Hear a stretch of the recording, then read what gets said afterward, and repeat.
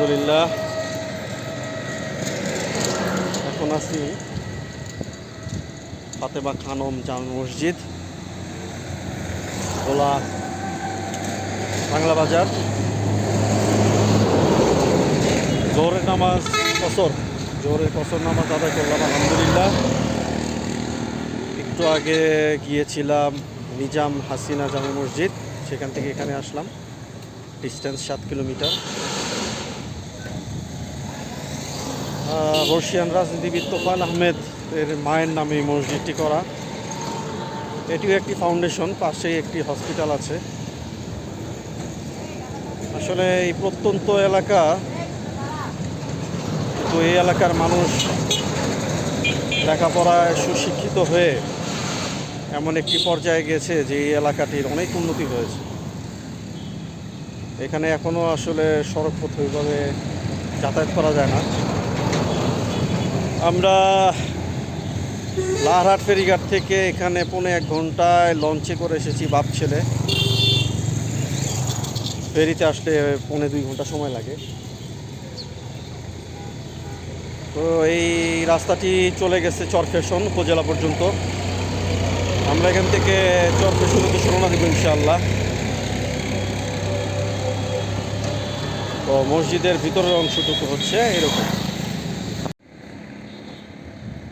ফাতেমা খানম জামে মসজিদ।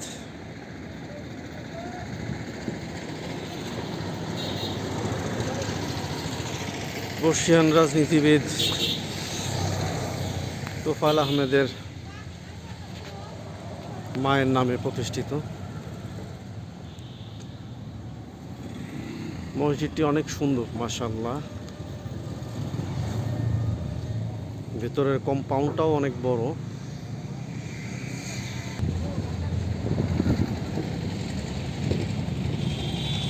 ফাতেমা খানম জামে মসজিদে এখন জোহরের কসর নামাজ আদায় করব ইনশাআল্লাহ।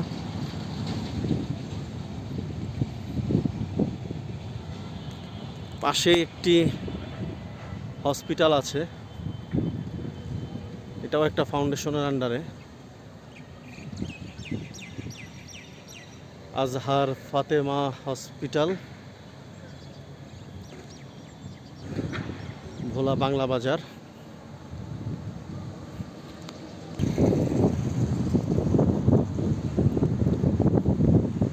ভোলা অনেক উন্নত মাশাআল্লাহ, যদিও অনেক প্রত্যন্ত এলাকা। সড়ক পথে এখনো ঢাকা থেকে এর কানেক্টিভিটি হয়নি।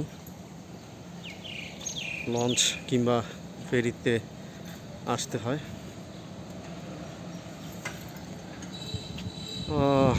আলহামদুলিল্লাহ।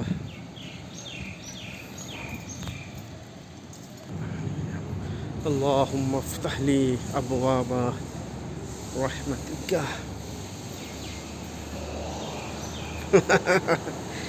আমার বাবাটা শুয়ে আছে মসজিদের ভেতরে।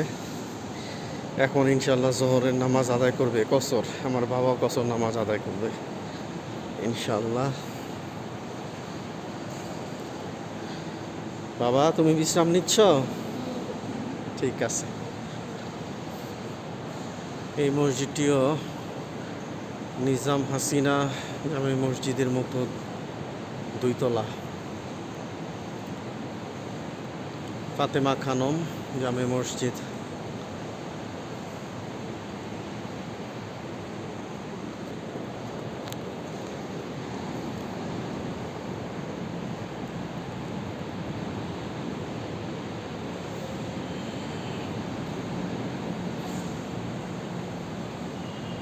মাশাআল্লাহ, ঈদগাহ ময়দানের মতো অনেক বড় একটি ময়দান আছে।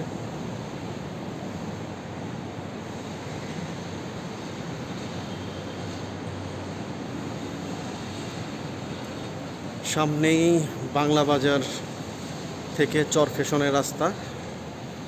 এখন ইনশাআল্লাহ আমরা চরফ্যাশনের উদ্দেশ্যে রওনা দিব। এখানে জোহরের কসরের নামাজ আদায় শেষে